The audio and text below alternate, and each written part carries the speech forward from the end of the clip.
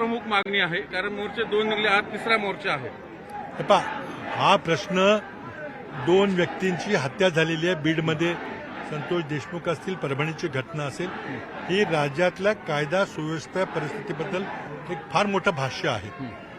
बीडमध्ये खंडणीखोरांनी आम्हाला खंडणी दिली नाही तर आम्ही तुम्हाला काम करू देणार नाही अशा प्रकारची मागणी केली. तर त्यांना राजाश्रय होता, त्यांना उच्च पदस्थांचा आशीर्वाद होता, म्हणून त्यांच्या राजरोसपणे हे खंडणी प्रकरण चाललं होतं. हे जग जाहीर आहे.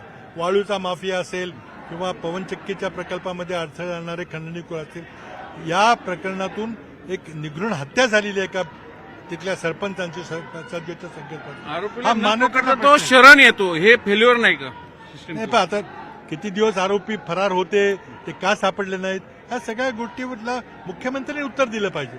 ही जबाबदारी शेवटी मुख्यमंत्र्यांची आहे, गृहमंत्र्यांची आहे. मुख्यमंत्री म्हणतात मी कुणालाच सोडणार नाही, पण प्रत्यक्षात आरोपी शरण येतात. एक आरोपी अजूनही पकडला गेलेला नाही. आता जातीय अँगल मिळू पाहतो याला. कालच जरांगेंनी परभणीमध्ये घरात घुसून मारण्याची भाषा केली, त्यालाही प्रत्युत्तर यायला लागले. मग हे प्रकरण चाललंय कुठे नाही? बघा, जातीय किंवा पक्षीय प्रश्न नाहीये, हा मानवतेचा प्रश्न आहे, राज्यातल्या कायदा सुव्यवस्थेचा प्रश्न आहे, राज्यात गुंतवणूक येणार आहे का नाही याचा प्रश्न आहे. आणि आज गुंतवणूक न येण्याची कारणं अशा प्रकारे खंडणीखोरांचं साम्राज्य आहे, त्यांना भाजपच्या राज्यकर्त्यांचा राजाश्रय आहे, हा आमचा आरोप आहे. मुद्दा असा, याच्यामध्ये सत्ताधारी आमदारच हे सगळे याचं पुढाकार घेतात, मग त्यांचाच त्यांच्या मुख्यमंत्र्यावर गृहमंत्र्यावर विश्वास नाही का? आता असाच प्रश्न महायुतीतले घटक विचारतात. शेवटी जबाबदारी मुख्यमंत्र्यांची आहे. आमदार काय म्हणतात, कुठल्या पक्षाचे आमदार आहेत, जबाबदारी गृहमंत्र्यांची आहे, जबाबदारी देवेंद्र फडणवीस यांची आहे. त्यांनी नुसती शिक्षा झाली नाही पाहिजे, लोकांना दिसलं पाहिजे की आमच्या राज्यामध्ये कायदा सुव्यवस्था, कुठल्याही पक्षाचा कोणी असला तरी आम्ही तिथं दोषींना शासन करणार, हा मेसेज गेला पाहिजे. तो आज जात नाही. अजितदादा काहीच बोलत नाही, त्यांच्या पक्षाचे मंत्री आहेत. आता ते मुख्यमंत्र्यांची शेवटी जबाबदारी आहे. त्यांना मंत्रिमंडळात ठेवायचं का नाही ठेवायचं, कुणाला ठेवायचं कुणाला ठेवायचं नाही, त्यांची काही जबाबदारी आहे का नाही.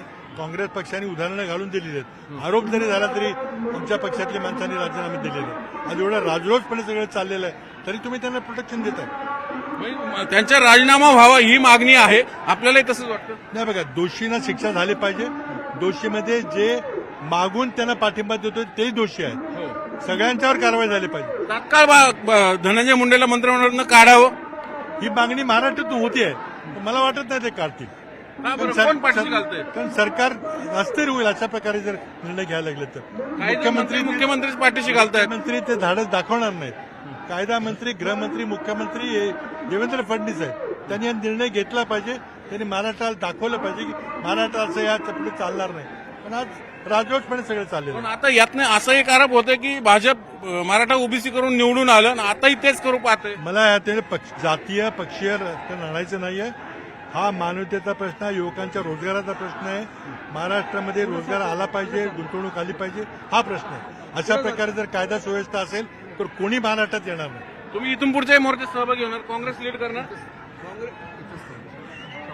हे होते प्रतिभाबा यांनी सांगितलं की आम्ही या मोर्चात सहभागी झालो कारण कायदा आणि सुव्यवस्था राहिली पाहिजे, त्यासाठी सरकार जबाबदार आहे. म्हणून सरकारने तात्काळ मुंडेंचा राजीनामा घ्यावा. बघूया आता सरकार काय करता येईल. Video journalist Ganesh Kadam, Chandrakant Munde, news 18 Lokmat, Pune.